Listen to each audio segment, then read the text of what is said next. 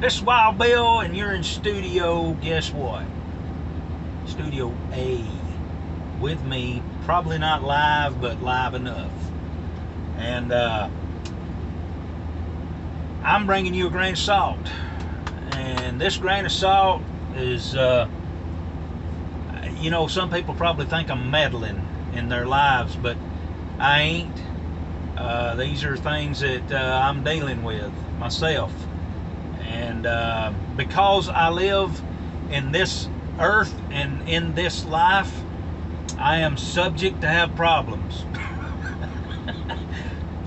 I have issues and problems and need to grow up and mature and quit being such a baby. And therefore, I figure you're here too in this life. And you probably got some wah-wahs just like I do, some baby issues that you need to grow out of too.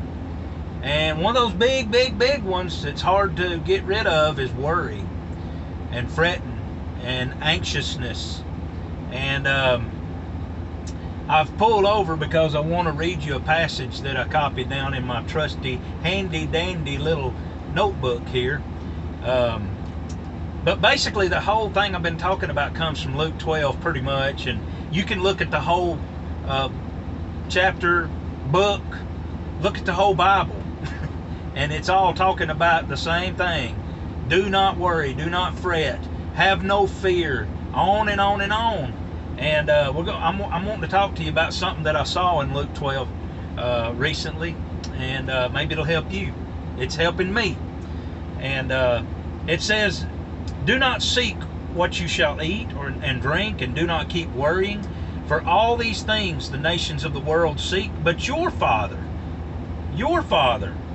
knows that you have need of these things.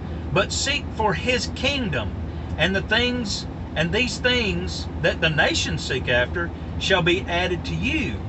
Do not be afraid, little flock, for your Father has chosen gladly to give you the kingdom. Your Father. Sell your possessions. He's trying to get us into a different kind of perspective. Look at things from a different altitude. And now that you know that your Father gives you all of your needs, right? Then you can look at things from this perspective that he's fixing to tell you in this next verse. He says, sell your possessions and give to charity. Make for yourselves money belts which do not wear out, an unfailing treasure in heaven. Sounds like a focus thing, right? I mean, if you're focused on everything in this life and in this world that we live in, you cannot do this. And I cannot do this. Sell your possessions? Are you telling me that if I live this life that you're telling me, and you'll give me everything that I need, then I can just get rid of everything?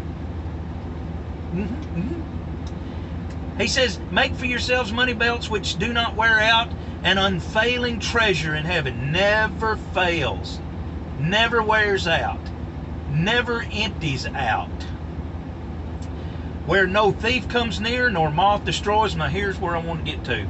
For where your treasure is, there will your heart be also.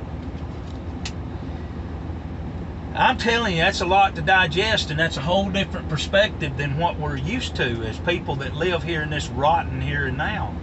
And I think that the reason that we have a hard time with living according to these scriptures and obeying our master, I think it's just like everything else.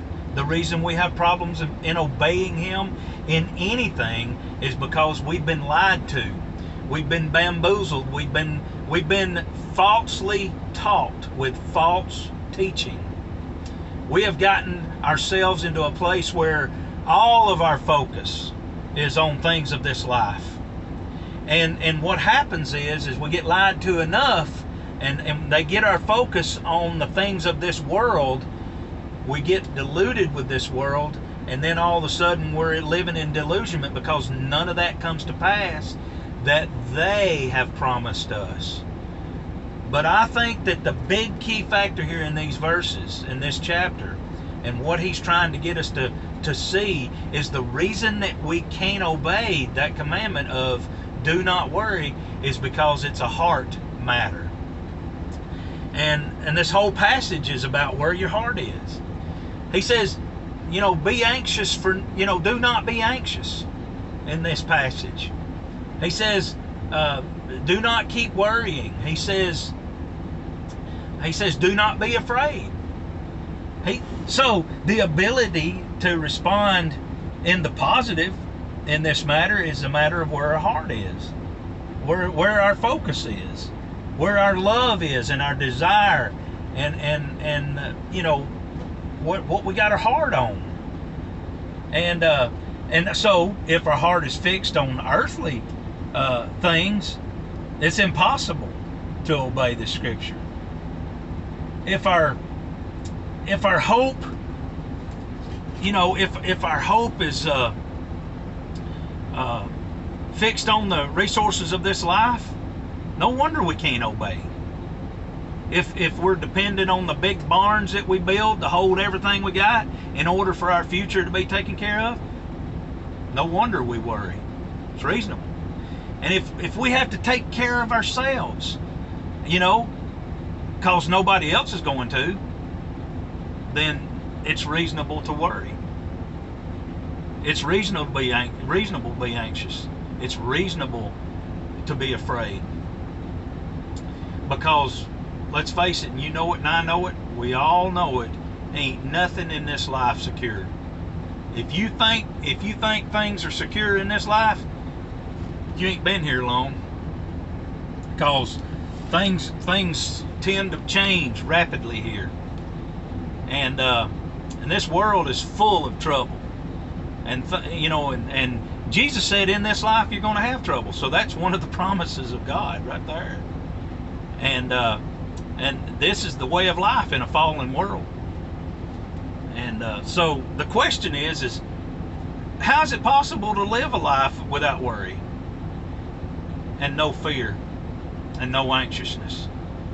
Well, it looks to me like in this passage that the way that we can do this is to refocus our heart, get our heart focused in the right direction, get our love and desire and care and concern and everything about us, get it going in one direction. And that's right, the direction my finger's pointed, to where He is. And I think that that's a key factor. So I'm going to continue this in the next video, but take everything I'm saying with a grain of salt. I hope it helps you.